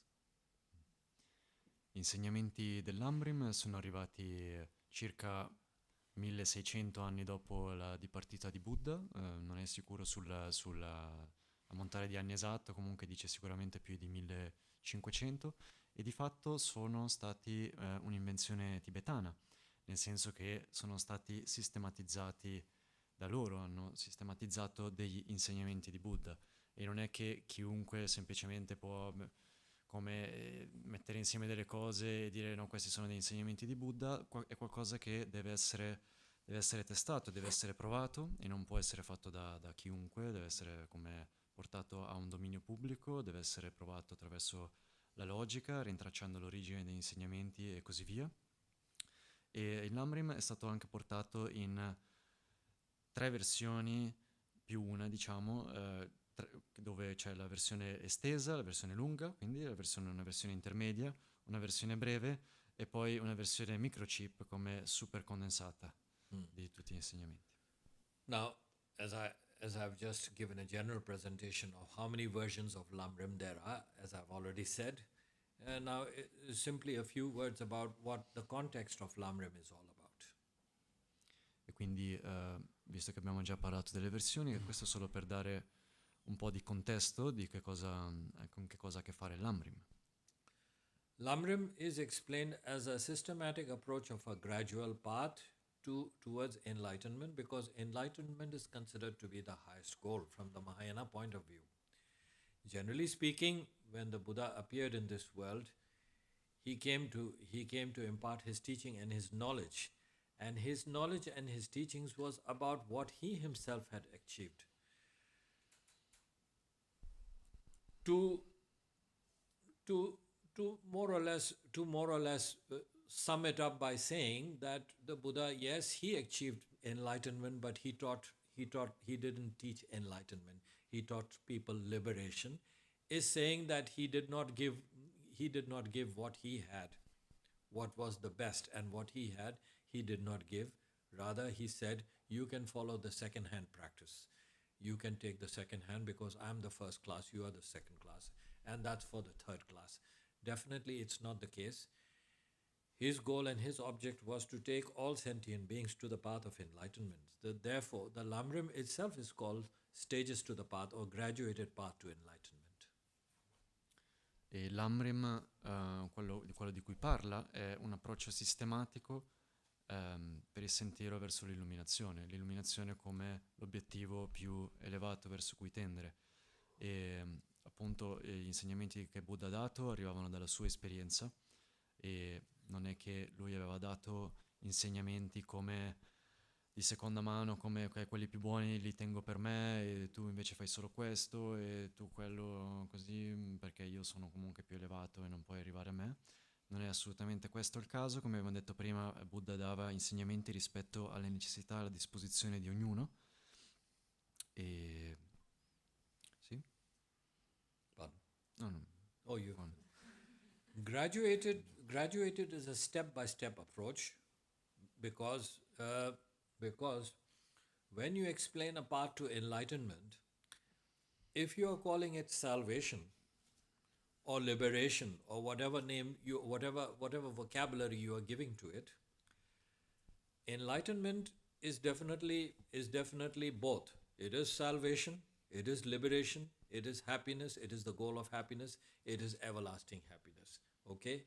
So, but the name enlightenment is not the same as salvation and liberation. Okay? It's like saying Italians, Germans, Spanish, Portuguese are all Europeans, but Europeans does not only mean these varieties. European is a larger scope.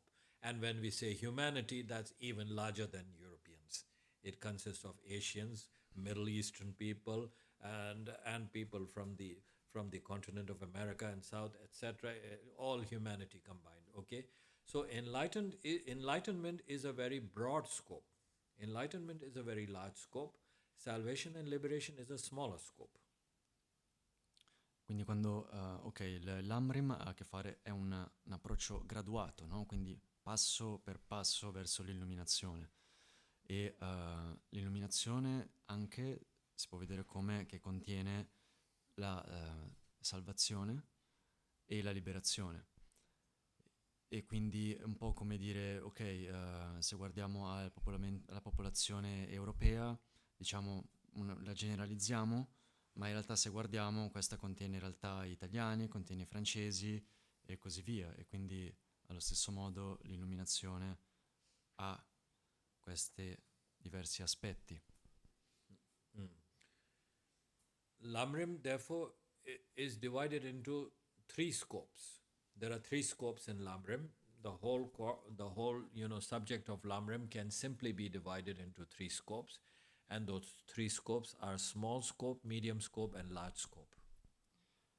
LamRim può essere diviso in tre parti o scopi, che sono lo scopo inferiore, lo scopo intermedio e lo scopo superiore. The small scope being is somebody who aspires to, future higher state of rebirth and future future opulence or future abundances of material and physical happiness in a higher state of rebirth. And because its goal is merely restricted to that, therefore it is called small scope. Lo scopo inferiore ha a che fare con chi aspira a stati di rinascita più elevati, no? Quindi dove c'è più ricchezza, più abbondanza e così via. E questo è per questo motivo che ci si riferisce a questo come scopo inferiore. Generally speaking, a small scope being is somebody with the intention or objective of being able to have a higher state of rebirth, or to be able to have the opulence and abundance of mundane life as a human or a non-human god or a super god or so on. Looking for that objective or goal, they engage in a certain practice. Because they engage in a certain practice does not necessarily make them a spiritual practitioner because of the objective of the goal. However, there is a stage when that can become a spiritual practice. Understand? There are these two things to understand here. Quindi un essere che ha a che fare con il cui obiettivo è quello dello scopo inferiore è una persona che aspira nelle vite future a rinascere come un dio, un semidio, in una condizione dove c'è più come felicità e ricchezza materiale e così via. E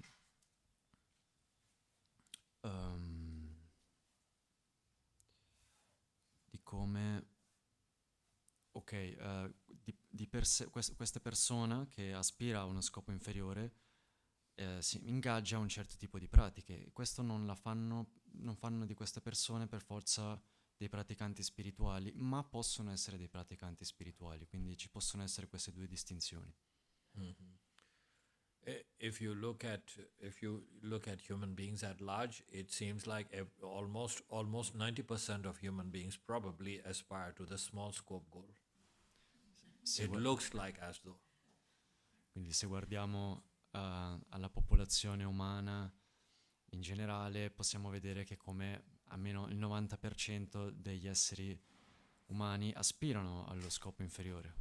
Then you might presume that they are also therefore spiritual practitioners. Therefore, there are quite a lot of people who are spiritual practitioners, although they don't look like spiritual practitioners. They have many girlfriends, they have many boyfriends, they are going in their Ferraris, they are always on the yachts for holidays, they are always by the poolside with the lemonade, and they have lots of money, they have it in the Swiss bank, they have it everywhere, and they have no accidents, they have no misfortunes, no depression, always joy, always eternal joy. This must be everlasting peace because of their spiritual practice. Somebody might conclude to that to be that. E allora perciò potremmo anche pensare che tutte queste persone sono dei praticanti spirituali, no? E che attraverso la loro pratica hanno ottenuto dei consistenti conti in banca in Svizzera, hanno una magnifica Ferrari, tanti ragazzi o ragazze con cui possono accompagnarsi e bere la loro limonata, il loro martini a bordo della piscina e così via, avere una felicità senza fini, e che questo è il fine, è il risultato, il frutto della loro pratica spirituale, potremmo presumere. So that is not a spiritual practitioner. That is a mundane what you call what should we say, hedonist. That's a mundane hedonist. Quindi questo non è un praticante spirituale, ma è un edonista mondano. A small scope who would be a spiritual practitioner, who is somebody who takes up a certain discipline in order to be able to achieve those mundane goals, takes up a certain discipline. The hedonist has no discipline. That's the point. The hedonist is a small scope being, but the hedonist has no discipline. The small scope being who aspires to mundane happiness but takes up a discipline is a spiritual being. Now, if you are smart enough, you can understand this distinction. E qui la distinzione appunto che l'edonista non ingaggia alcun tipo di disciplina, mentre invece il praticante spirituale dello scopo inferiore ingaggia certi tipi di pratiche con una certa disciplina per raggiungere il suo scopo. E quindi è questa la differenza tra i due. A medium scope being is one who does not aspire for mundane goals and mundane happiness, knowing the finite nature and transient nature involved in that and the resultant suffering coming out of that. Therefore, they aspire for the goal of higher liberation. Higher liberation is not enlightenment.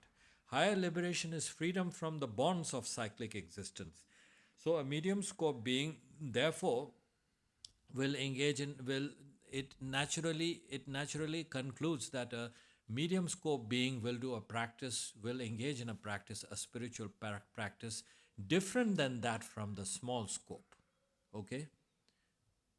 E invece un praticante dello scopo intermedio non è interessato a raggiungere risultati mondani, quindi frutti mondani, attraverso la sua disciplina o pratica, perché riconosce la natura transiente, transitoria di ogni cosa e la fallacità di quello, e quindi non è interessato a perseguire quello. Ciò che persegue in realtà è la liberazione, l'alta liberazione, la liberazione dai legami al ciclo della sofferenza del samsara. E quindi per questo motivo, per la differenza di obiettivi, anche ingaggia tipi di pratiche diverse rispetto a quello dello scopo inferiore. A great scope being, on the contrary, does not aspire to liberation or does not look for escape from cyclic existence. This does not mean that the great scope being is in love with cyclic existence. That is also not the point. It so happens that the great scope being sees the objective of the medium scope being as limited and faulty. Why? Because escape from cyclic existence does not purify or does not exterminate all obscurations necessary for perfection.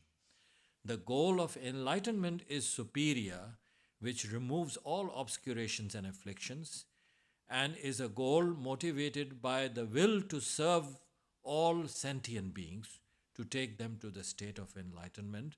Therefore, the great scope being is called great.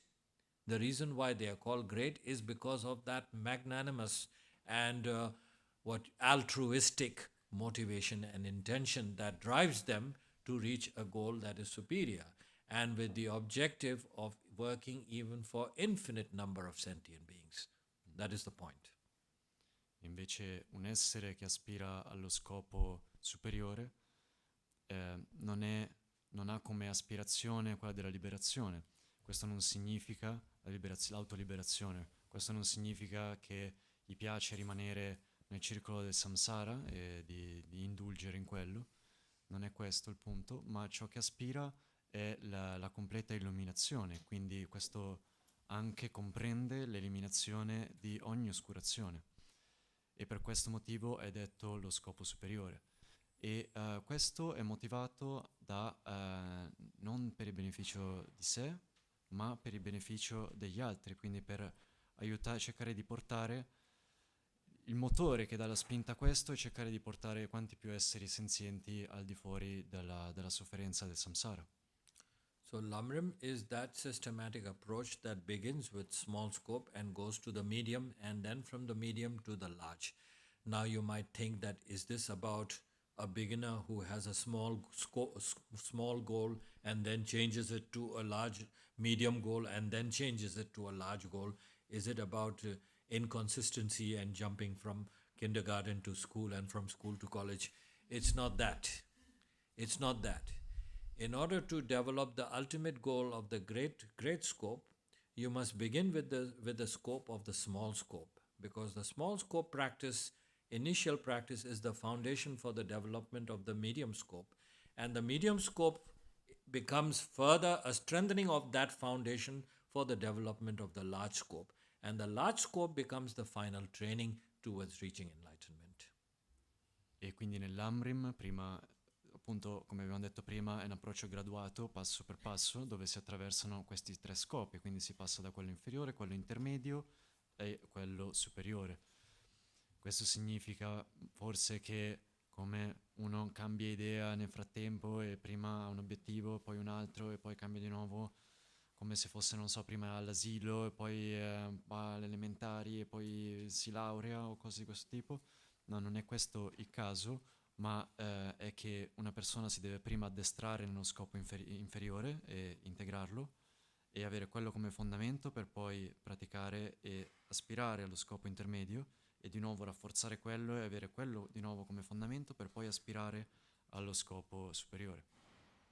Now, this is a very short and a very simple introduction to the LamRim. It doesn't really cover up the whole scope, or but it gives what you call a overall spectrum of LamRim in substance. As I'm saying, I didn't really talk at length, even if I wanted to, because I started with an explanation different, imagining that there were new people around here, and some kind of introduction of another variety was necessary. So therefore, the discussion about LamRim being Mahayana teachings, and that Mahayana teachings need to be like this, like that, etc. All the variations of discussions were just to come to the point about the understanding of what LamRim is. Hopefully in the future somebody better than myself will come. Definitely there will be many teachers, and there will be better explanations. For myself, all I could do was this today, and it's already 10 past 8, and I can understand you have places to go and things to do, so I'm going to stop here. E quindi questa è solo un'introduzione sommaria per dare una panoramica di ciò che è l'LamRim. Assolutamente non siamo entrati nei dettagli di ciò che sono i tre scopi, non abbiamo parlato a lungo di quello. Ho pensato che fosse importante più che altro dare un'introduzione di cos'è Hinayana, Mahayana, per introdurre meglio il pubblico che c'è qui stasera a avere un'idea di cosa sia il LamRim. Ora purtroppo ci dobbiamo fermare qui perché sono già le 8:10, quindi dici probabilmente le persone hanno posti da andare, cose da fare e così via, e quindi magari in futuro, ha detto, verranno altri insegnanti, magari migliori di me, che riusciranno a spiegare in un altro modo, e io adesso mi fermo qui. Grazie.